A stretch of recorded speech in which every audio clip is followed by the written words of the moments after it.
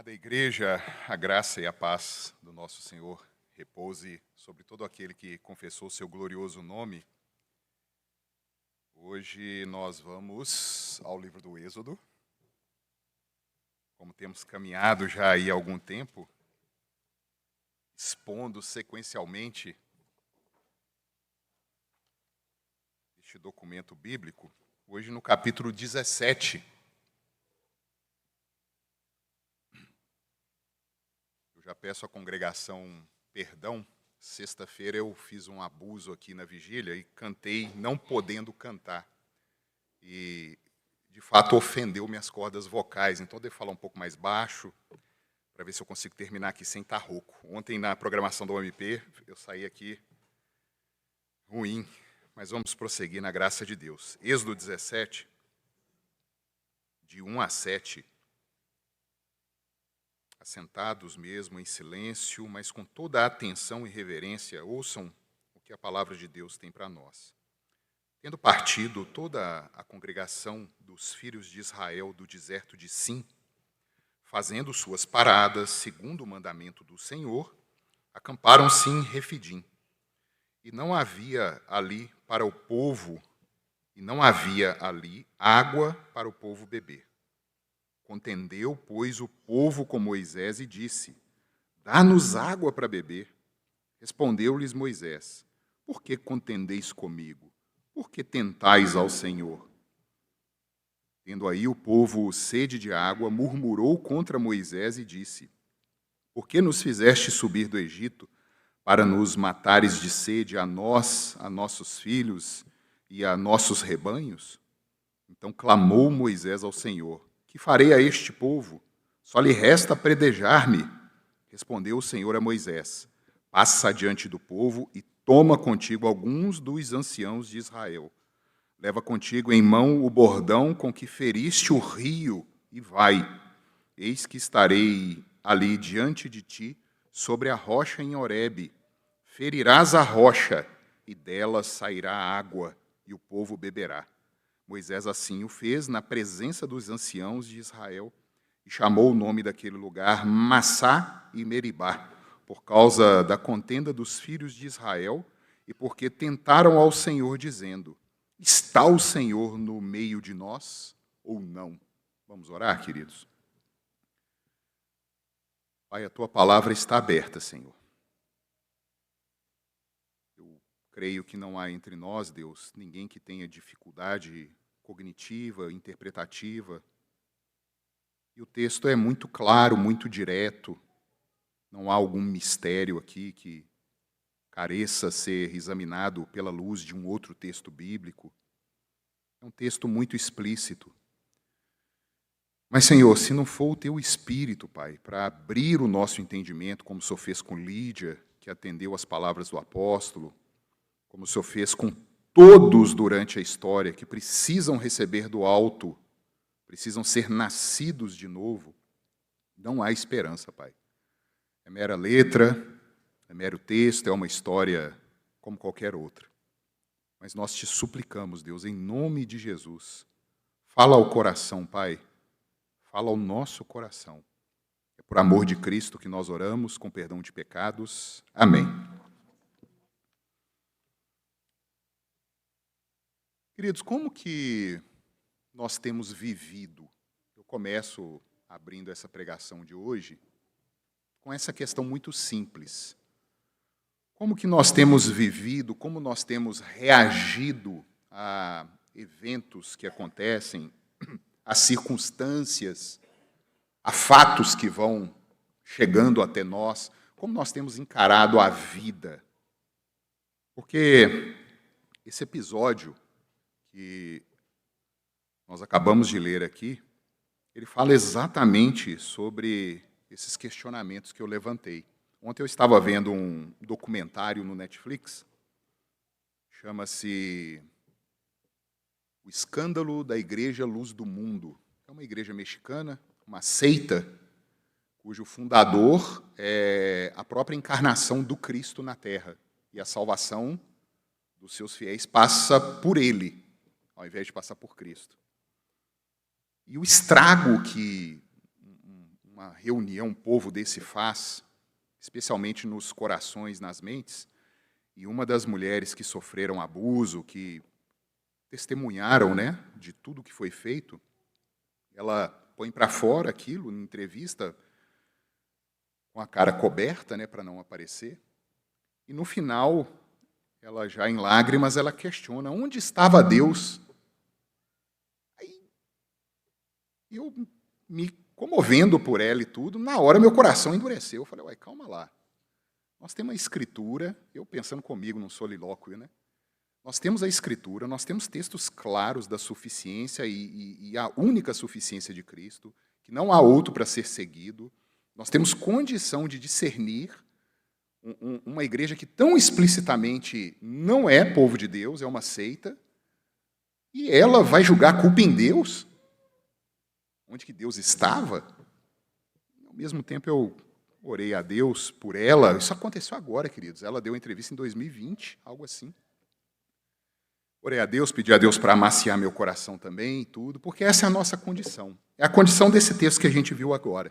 Está Deus no nosso meio ou não? É o agir, é o viver por circunstância. Nos colocar no centro da existência, e Deus é apenas mais um que está orbitando entre todas as demais coisas que envolvem a nossa vida.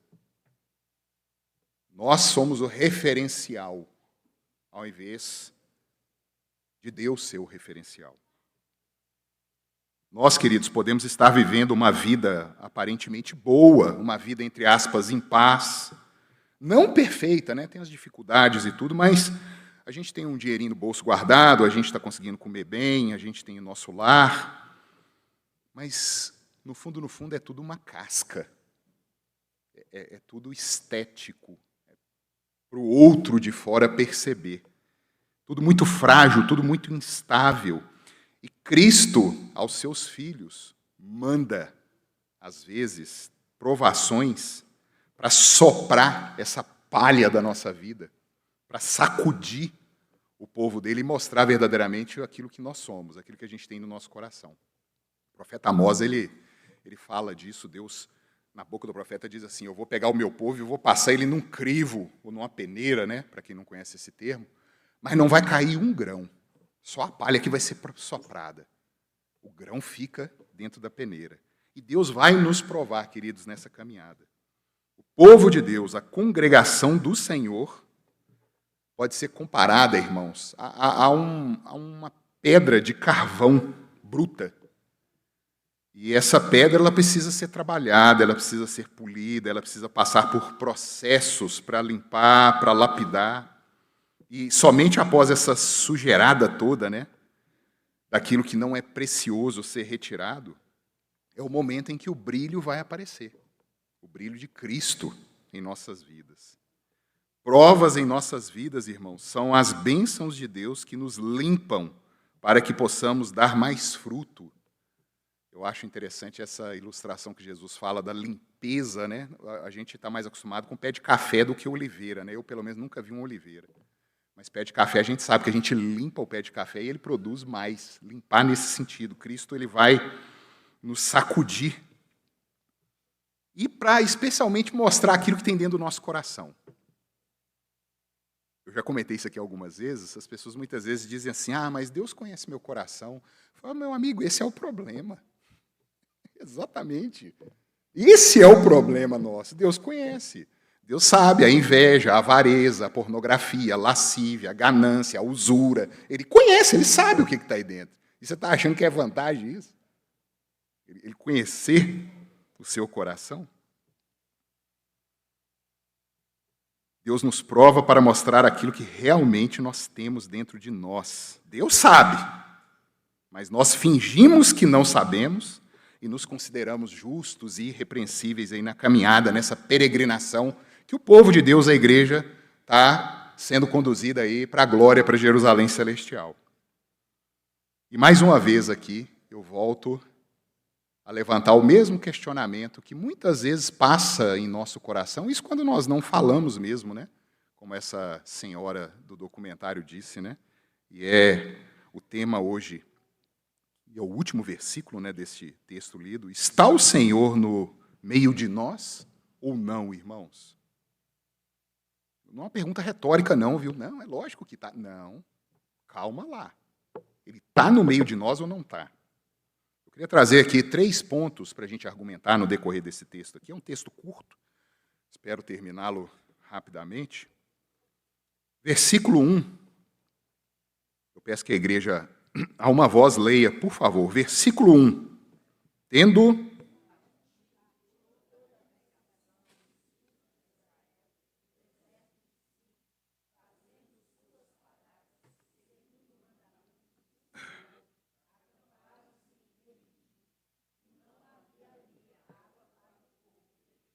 Esse primeiro ponto que eu queria trazer para vocês hoje, nesse primeiro versículo, é a obediência a Deus dói, irmãos.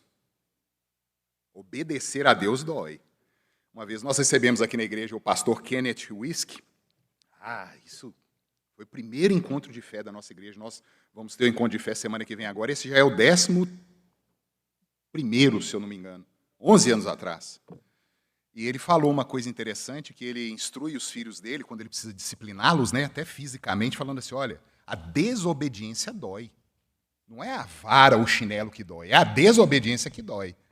Mas nesse texto aqui, Deus vai além. Ele mostra que obedecê-lo dói também. Obedecer a Deus dói. Irmãos, nós passamos por lutas debaixo do sol. As Escrituras mostram que existe um transtorno na natureza das coisas. Existe um problema debaixo do sol. A nossa natureza, ela foi transtornada. Isso a gente sabe pela Escritura o que é. Nós temos a informação. É o pecado. A gente quis viver uma realidade não criada por Deus.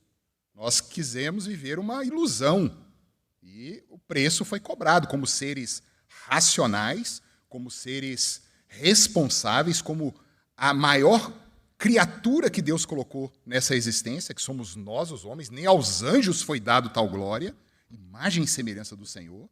Nós estamos respondendo pelo ato, como unidade humana. O pecado está aí. O pecado traz as mazelas que presenciamos, queridos.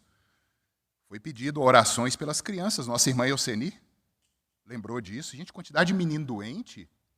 E eu me lembro aqui da Aninha, né, com problema lá do câncer na cabeça. O John tem passado por dificuldades. Aí a Lívia, o nosso irmão Euler, tem acompanhado mais de perto lá.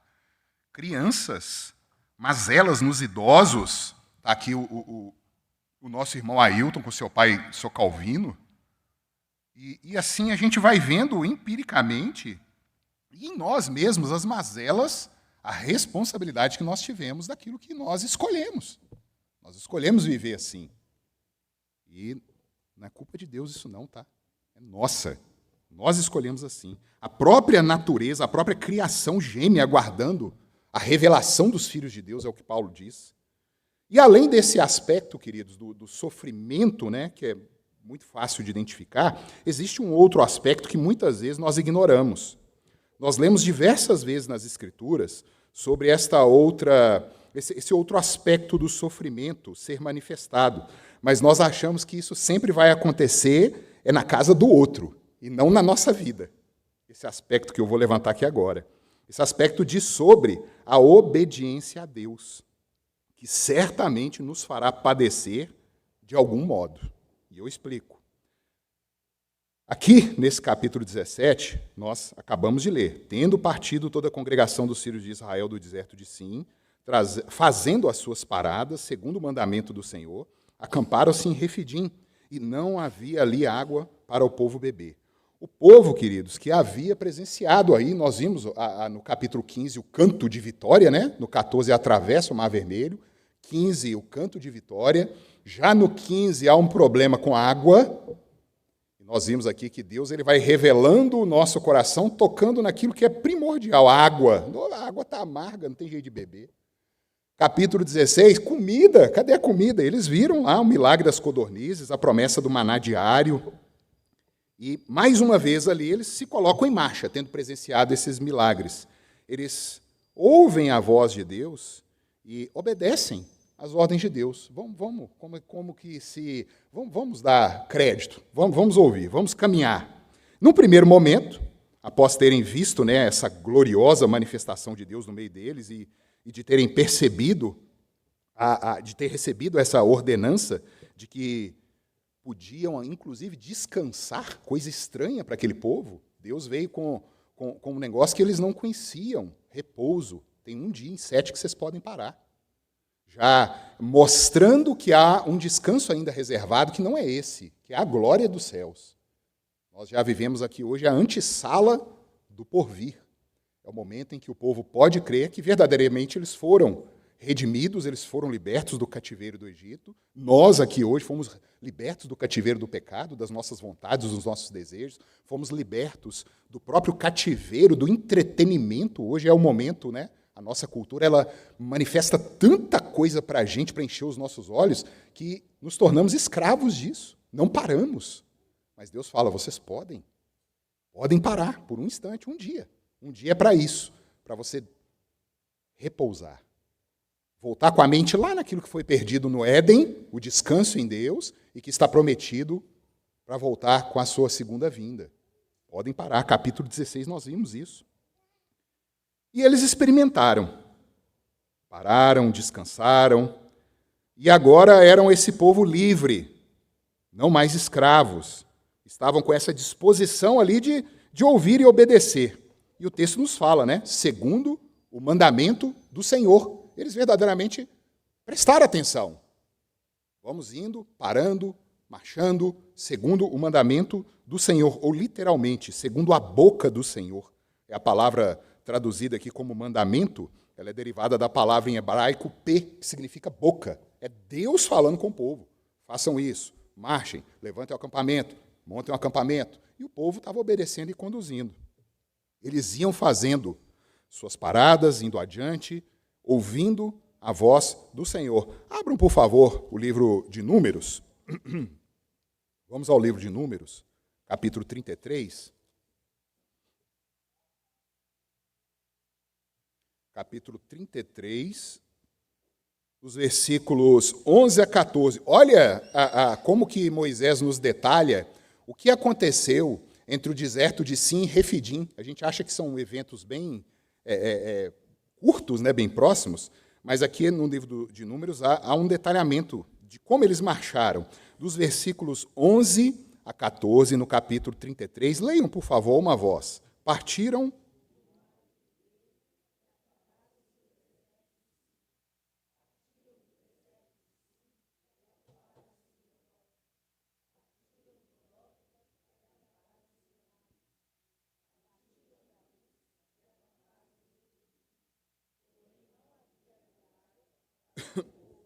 Até aí, queridos. Então, percebam que eles estavam obedecendo aos comandos do Senhor. Aproximadamente, irmãos, como nós vimos aqui, 3 milhões de pessoas, eram 600 mil homens, com as suas mulheres, os seus filhos, os seus bens, os seus animais, a sua vida sendo deslocada. É hoje isso que acontece conosco, né? Nós não temos morada aqui nessa terra, nós estamos caminhando. Ah, mas a minha casa fica ali no bairro tal. Fica não. Não fica não. Nós estamos peregrinando por essa existência a caminho de algo superior. E ali Deus ia, enquanto eles marchavam por meio do profeta, né, Moisés, operando os sinais e as maravilhas. Mas Deus, queridos, mais uma vez, vem provar ao povo e mais uma vez mostra que a esperança deles está firmada em algo errado. Percebam, eles estão obedecendo. Eles estão parando, eles estão marchando. Aí Deus vai e toca de novo para mostrar por que eles estão fazendo ali. Ao chegarem em Refidim, ou Refidim, não havia ali água, irmãos. Queridos, por vezes nós podemos estar em marcha pelo deserto da existência, como eu disse aqui, e está tudo correndo como a gente planejou. A gente costuma fazer plano, né? Daqui uma semana, daqui um mês, daqui 5 anos, 10 anos, vou votar assim, vou votar assado, e vai esquematizando aquilo. Não é ruim não, irmãos. O nosso Cristo mesmo fala, né, qual aquele que vai construir e não vai fazer um planejamento para não passar vergonha, né? A gente precisa disso, se planejar. Mas não acha que a coisa vai acontecer do jeito que você planejou, não? É aí que está o problema. É aí que mora o perigo. Deus muitas vezes vai enviar agruras, como que sendo uma escova ali para limpar a gente. Ele nos limpará dessas nossas certezas, do nosso orgulho, e especialmente nos filtrará para sabermos se realmente cremos nele e o obedecemos porque cremos, ou se nós estamos dando ouvidos ao coração e à circunstância. É porque aconteceu algo, então está tudo bem. Mas quando acontece algo que não se alinha com o que a gente queria, começamos a murmurar. O coração é corrupto, ele é demasiadamente enganoso, ele vai se desviar e muitas vezes vai pecar para escolher o alívio, mostrando que a gente não crê nada em Deus. Está Deus no nosso meio? Não, não está. Porque a gente escolheu o pecado para nos livrar das consequências da obediência ao Senhor, como esse povo aqui fez. O apóstolo Paulo avisou, aquele que quer viver piedosamente em Cristo Jesus será perseguido. E muitas vezes nós vamos pecar, mostrando que Deus verdadeiramente não está conosco. Irmãos, eu poderia aqui até dar um desconto para aqueles irmãos do passado, viu? Hoje nós estamos falando de água. A água é o elemento básico da vida. Olha isso. Nós poderíamos aqui, né, tentar amenizar para o lado deles, mas eles viram o que Deus fez, tornar fontes amargas em águas doces, em águas saudáveis. Eles viram. É o mesmo povo que viu o pão ser dado do céu, que viu a carne vir voando sobre eles. Meu querido ouvinte, a despeito de nossas lutas, nós temos visto a providência de Deus no nosso meio. Nós temos visto a graça e a misericórdia de Deus em nossas vidas. Daí, quando vem uma pequena provação, parece que esquecemos tudo o que já passamos e começamos a murmurar e desobedecemos e pecamos, como se realmente Deus fosse um delírio. Não há Deus no nosso meio. Como se Deus fosse algo falso, algo mentiroso, e nós estamos aqui reunidos todos os domingos apenas para suprir algum desejo de êxtase, né, que a gente tem no nosso coração, algo assim para nos elevar, algo que nossa mente precisa. E a Pampulha é o pior lugar para isso, viu? Porque tem igreja muito melhor para isso, com fumaça, com luz, com zoada. Se você quer êxtase nesse sentido, não é aqui que você vai achar. E a gente presencia os livramentos e os milagres do Senhor da nossa vida, e a gente escolhe pecar, ao invés de sofrer a dor da obediência. E é o que esse povo começou a demonstrar aqui. E, em segundo lugar, queridos, viver pela circunstância nos leva a julgar os atos de Deus. Além da gente começar a murmurar, achar que não tem o que merece, que a gente está tendo pouco, a gente começa a julgar de uma forma mais explícita. Vamos ler os versículos de 2 a 4, por favor, a uma voz. Êxodo 17, de 2 a 4. Contendeu...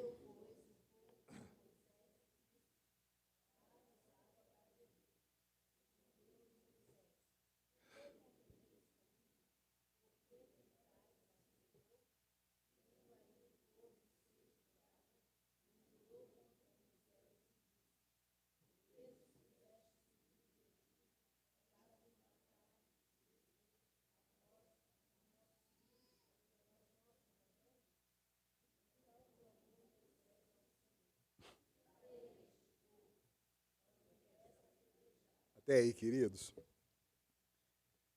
Amados, nós temos a revelação completa de Deus nas nossas mãos hoje. Os 66 livros canônicos da palavra. Eles lá estavam recebendo de Deus as primeiras instruções. A teologia bíblica defende a manifestação de Deus na história sendo progressiva e cada dia mais brilhante. Então, aquele povo lá tem muito menos culpa do que nós hoje aqui, viu? Porque eles não tinham o que nós temos hoje em mãos. E aos que mais foi dado, mais será cobrado. Às vezes eu me coloco diante de Deus e fico vendo, né? E alguns irmãos sabem o radicalismo que eu fiz. Eu abandonei redes sociais já há mais de um ano. Não tenho Instagram, não tenho Facebook, não tenho TikTok, nunca tive. Deus me livre.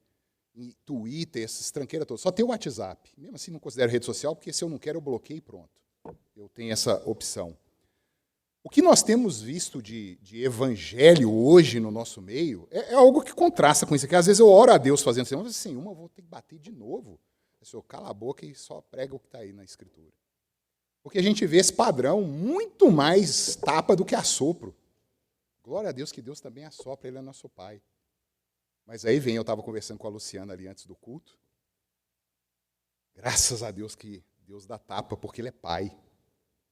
Eu lembro da minha infância, eu morria de medo do meu pai. E eu amava meu pai. Porque eu sabia que eu que não prestava. E ele ia vir com a vara. E é essa situação, mais uma vez. E aqui a gente vê Deus dando essas primeiras instruções de forma oficial. Nós vimos aqui na pregação passada, né? A primeira instrução oficial que Deus dá é o 4º mandamento. O dia do Senhor. O dia do descanso. Nem a lei foi entregue ainda, porque ela vai ser entregue no capítulo 20. Mas aqui Moisés já mostra aquele povo, essa estrutura do descanso sendo restaurado.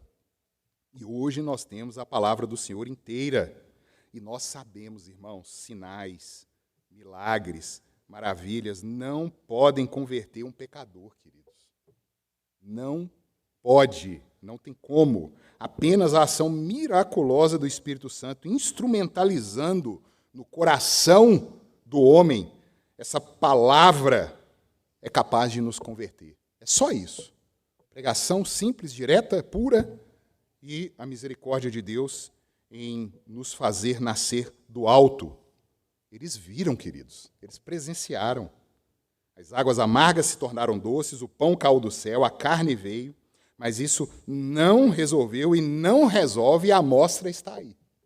Pela 3ª vez. No primeiro momento, obediência.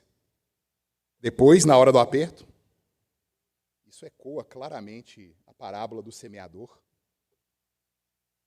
Veio o semeador e semeou, e algumas sementes caíram na beira do caminho, vieram as aves e devoraram. O termo em grego ali é interessante, porque não é só comeram, é uma agitação entre as aves, elas vieram e devoraram. Semeou entre as rochas, uma terra rasa, ela nasceu, mas secou por causa do sol. Não aguentou. Semeou entre os espinheiros, eles cresceram e sufocaram a planta. E aí Jesus precisa explicar ainda, né, a parábola que eles não entenderam. Satanás é o que arrebata a palavra no coração. Está distraído, não está atento. Os sofrimentos, as provações, é aquele que passa por isso. É a terra rasa, é a rocha. O sol vem e seca, é a provação, é isso que nós temos visto aqui.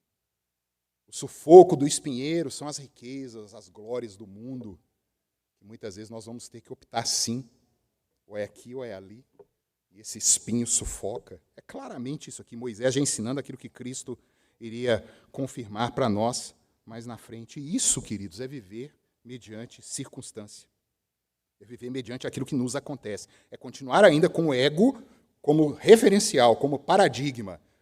Tem até Deus, mas Deus está ali orbitando ao redor, com as demais coisas.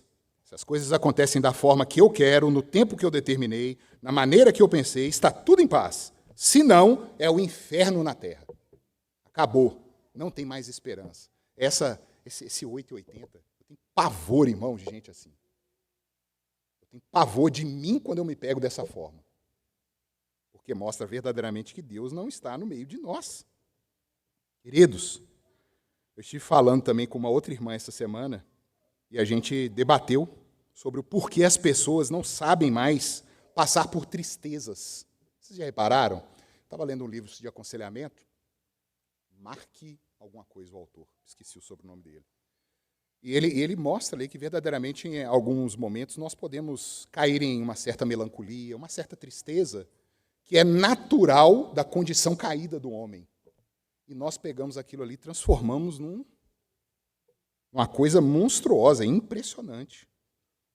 As pessoas não sabem mais ser frustradas, não sabem receber um não e caem em desespero, caem em depressão. Tudo se torna motivo de murmuração e de reclamações. Terrível, terrível.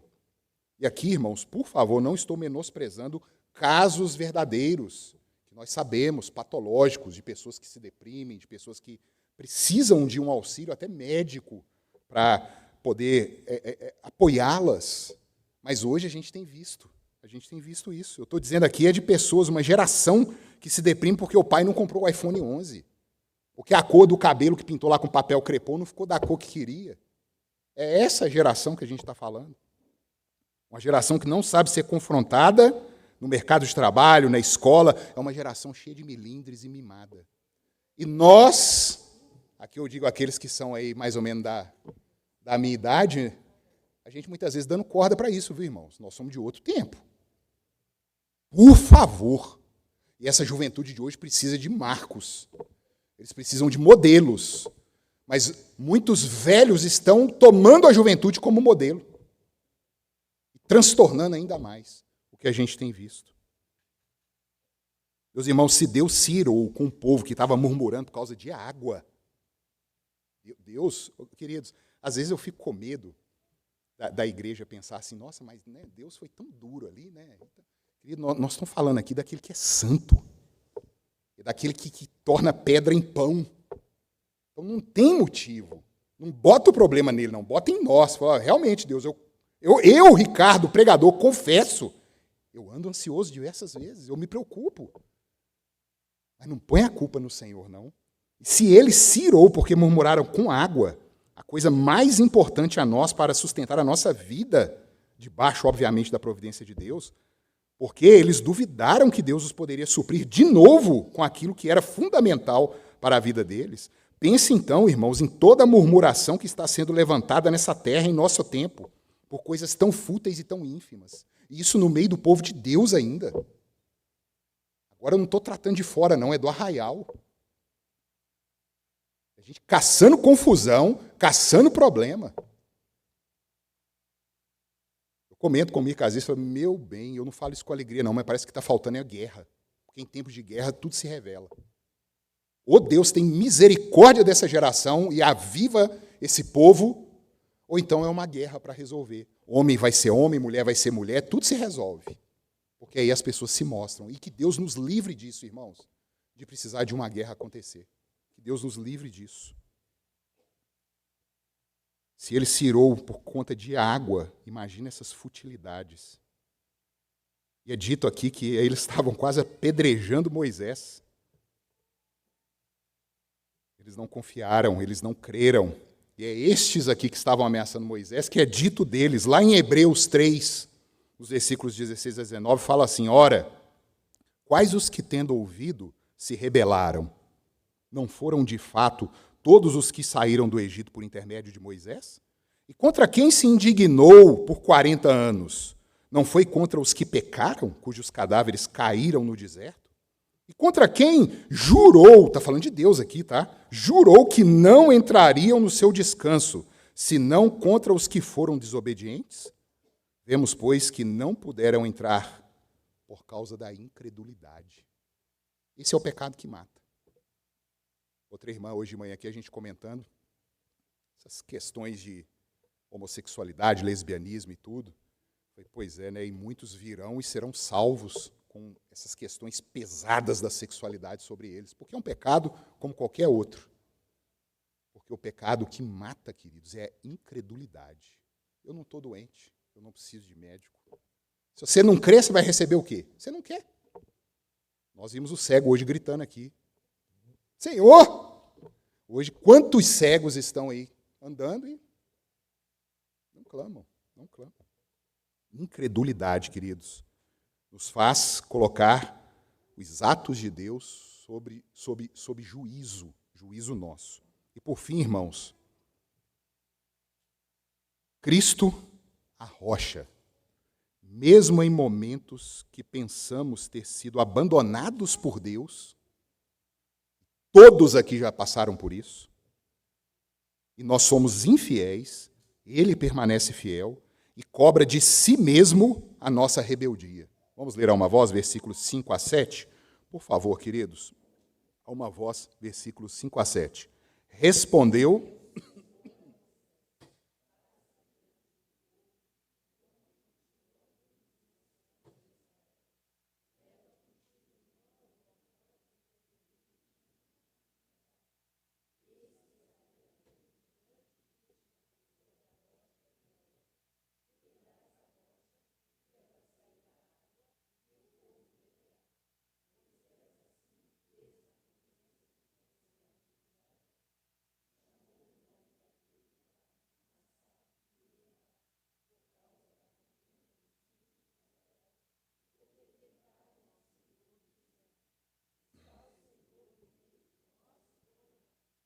Irmãos, todo o drama que foi construído na história do povo de Deus, o Antigo Testamento inteiro e antes, né, as histórias que Moisés registrou da criação, é um testemunho para nosso ensino. O apóstolo Paulo ele afirma em Romanos capítulo 15, 4, que pois tudo quanto outrora foi escrito, para o nosso ensino foi escrito, a fim de que pela paciência e pela consolação das Escrituras tenhamos a esperança. Tudo o que foi escrito para o nosso ensino foi escrito, para que a gente exercite a paciência, a palavrinha, e a consolação das Escrituras, para manter a esperança. Esperança de quê, queridos? Da ressurreição. Essa é a nossa esperança. A coisa não acaba aqui. Por mais que a cultura, que o mundo pós-moderno tente dizer que tudo se limita a essa bolha que eles chamaram natureza, physis, e que nada acontece fora disso, dessa caixinha hermética de causas e efeitos eternos, nós sabemos, nós crentes sabemos que há algo fora, há uma transcendência, há uma eternidade. E é essa esperança que o povo de Deus está precisando alimentar. Não olhar agora, mas olhar como aqueles homens e mulheres de Hebreus 11 fizeram. Viram de longe, viram a glória, mas não receberam, porque estavam aguardando aqueles que ainda viriam, para irem juntos para lá. Isso está faltando no nosso meio, queridos. Nós temos o exemplo, irmãos. Temos a revelação da palavra de Deus que nos diz que todas as coisas boas ou más que nos acontecem vêm das mãos dele. Nós demos Joque hoje. Nu saí do ventre da minha mãe e nu estou indo embora. Louvado seja o nome do Senhor. Ora, não temos recebido o bem da mão de Deus, não receberíamos o mal? Não há descontrole no universo. Deus define cada evento usando da matéria-prima que nós damos para ele. Qual que é a matéria-prima nossa? O nosso pecado. Ele vai operar com isso, definindo cada evento que vai acontecer e ficando inculpável e limpo disso, porque isso vem de nós. A nossa vontade escrava da nossa natureza caída, que vai fornecer essa matéria-prima, esse material, para Deus pavimentar a estrada da redenção, a estrada da nossa própria salvação, é feita com os nossos pecados. Vocês já pararam para pensar nisso? Vocês já pararam para pensar Paulo dizendo assim, porque Cristo é pecador? Opa, que isso, o Filho de Deus é pecador? É, porque os nossos pecados estavam lá nele, nós somos o pecado de Cristo, e de fato, Cristo se tornou ali um imundo diante de Deus naquela cruz, para que ele se torne a nossa justiça. Por isso nós somos santos diante de Deus. E se a minha fé não está fundada nisso, vão comer, vão beber, vão para as nossas casas aí aproveitar o restante do domingo, porque não tem esperança. Essa é a verdade. Cristo é a nossa rocha. Na hora da disciplina, nós podemos verdadeiramente, queridos, estar em pecado. Nós podemos receber uma disciplina por pecado. E glória a Deus por isso. Porque Ele é o Pai, como eu já disse aqui, que conduz, que disciplina, que exorta aos seus filhos. Mas ora não, irmãos. Ora nós vai sobrecair sobre nós terríveis mazelas, igual o cego de nascença que os fariseus tentaram pegar Cristo. Senhor, quem pecou? Foi ele ou foram os pais dele? Nenhum nem outro. Ele é assim para que se manifeste na vida dele as obras de Deus.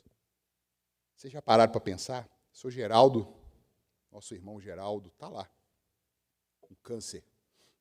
Magro, debilitado e louvando a Deus e dando glória a Deus. Ele sabe que aquele câncer é para glorificar e mostrar as obras de Deus na vida dele. É de envergonhar, irmãos, quando a gente visita aquele homem. Não tem um dente na boca, cabelo caindo. O câncer já em estágio final.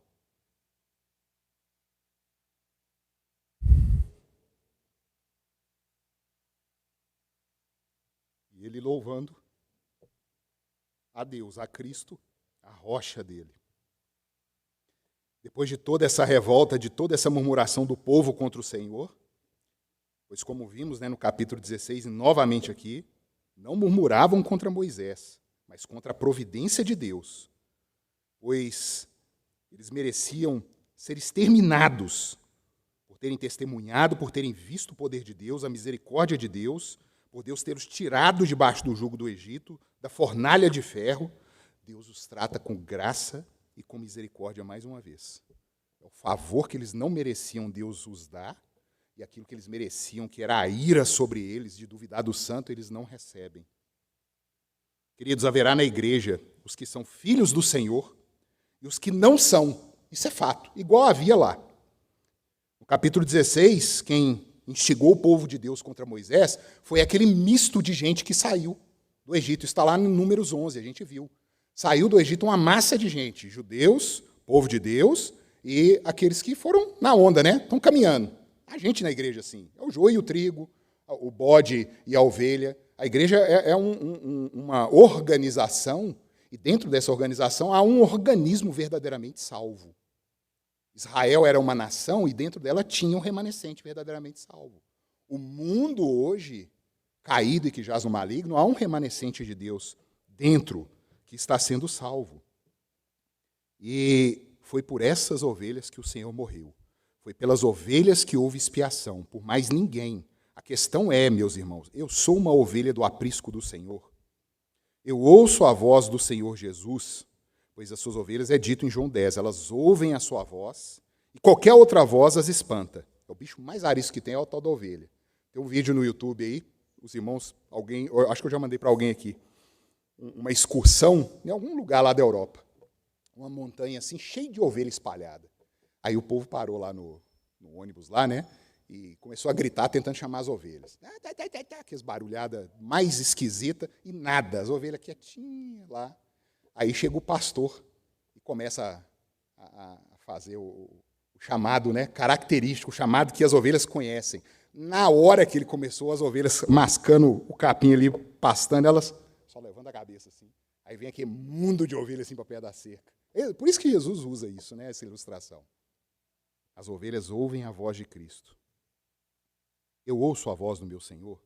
Eu estou dando ouvidos a Ele, ou eu estou dando ouvido a todo tipo de ideologia, ensino, mistura, e eu pego ali aquela alquimia, né, de pensamentos, de ideologias, e vou misturando ali, mistura até alguma coisinha da Bíblia junto, mistura ali uma psicanálise, mistura ali um Freud, mistura ali esse mar de pensamentos que existe. O que eu estou fazendo? A questão é essa. Cristo é a sua rocha.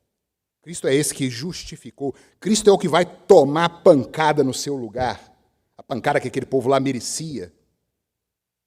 E é dada em cima daquela rocha. Moisés, de forma organizada, ele reúne os anciãos do povo. Essa reunião oficialmente vai ser estabelecida no capítulo 18, no próximo, né, lá com Jetro. Então não vou entrar em detalhes aqui não. E ele mostra assim claramente nessa organização da igreja na caminhada, né, até chegar na liderança da igreja no Novo Testamento. É interessante isso, mas isso fica para a próxima. E diante do testemunho desses líderes, né, desses anciãos, os presbíteros, está até na tradução grega, né, do livro do Êxodo, Deus manda Moisés ferir a rocha em Horebe. Queridos, ferir aqui é o verbo nakar. Nakar, em hebraico, ele significa castigue, atinja, puna, desbarate, bata forte, golpeie, espanque, arruine. É o significado da palavra que Deus usou com Moisés aqui, queridos. É isso que o nosso Senhor sofreu naquele madeiro. Me lembra muito aqui o momento que colocam uma cruz na cabeça dele e maniteavam, era o termo traduzido para a nossa língua, né? Maniteavam, golpeando a cabeça do Senhor com uma vara, para que os espinhos cravassem na cabeça dele. É o que Moisés está fazendo com aquela rocha aqui. Não confundam, tá? Não confundam esse episódio aqui com o episódio narrado em Números 20, de 7 a 12. Vamos lá, queridos? Já caminhando aqui para o fim.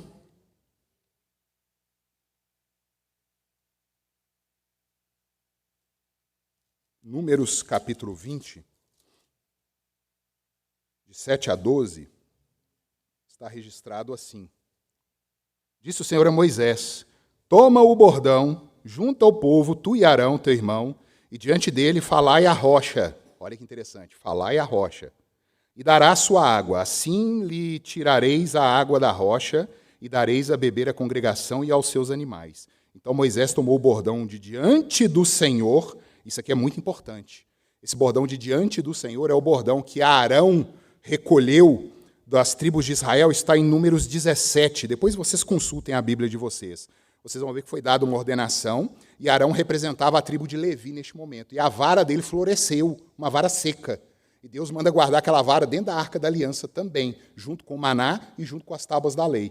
E essa vara foi tirada de diante do Senhor, esse é o termo usado, de diante da presença do Senhor, como lhe tinha ordenado. Moisés e Arão reuniram o povo diante da rocha e Moisés lhe disse: ouvi agora, rebeldes, porventura faremos sair água desta rocha para vós outros? Moisés levantou a mão e feriu a rocha 2 vezes com seu bordão, e saíram muitas águas e bebeu a congregação e seus animais. Mas o Senhor disse a Moisés e a Arão: visto que não crestes em mim, para me santificardes diante dos filhos de Israel, por isso não fareis entrar este povo na terra que lhe dei.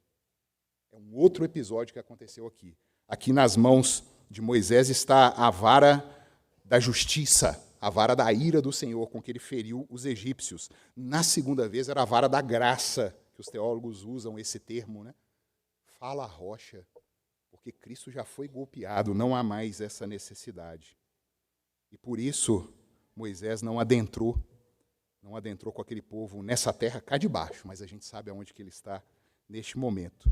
E o texto que nós estamos examinando agora é exatamente o que Deus ordena a Moisés ferir, golpear a rocha, para que o povo não morresse de sede, e Moisés estava com essa vara do juízo na mão dele. Isso é muito representativo, irmãos, muito.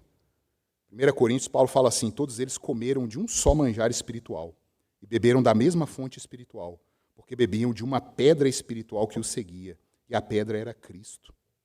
Deus é comparado diversas vezes com uma rocha, a rocha da nossa fundação. Em Deuteronômio 32, por 4 vezes o Senhor é comparado com uma rocha.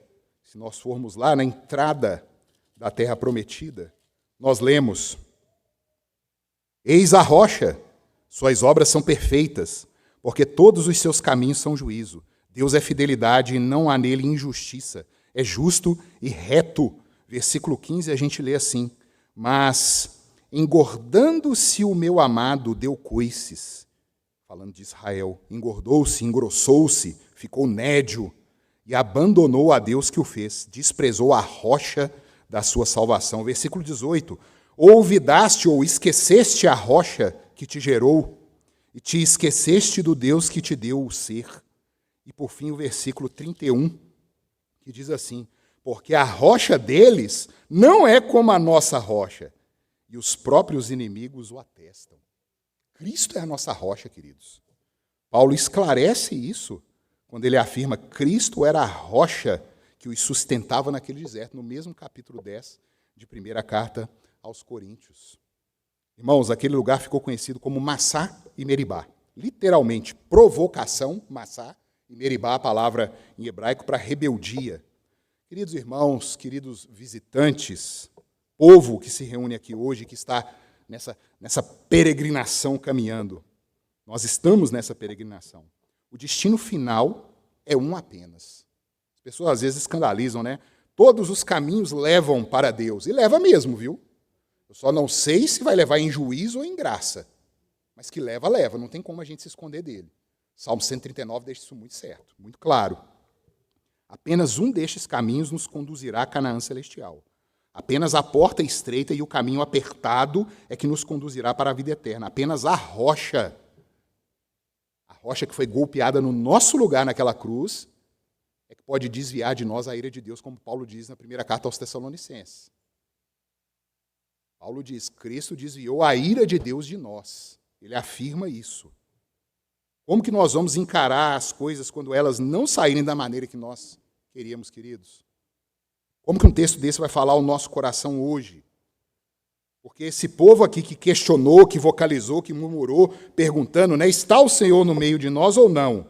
Nós é que muitas vezes, queridos, nem precisamos perguntar e falar nada.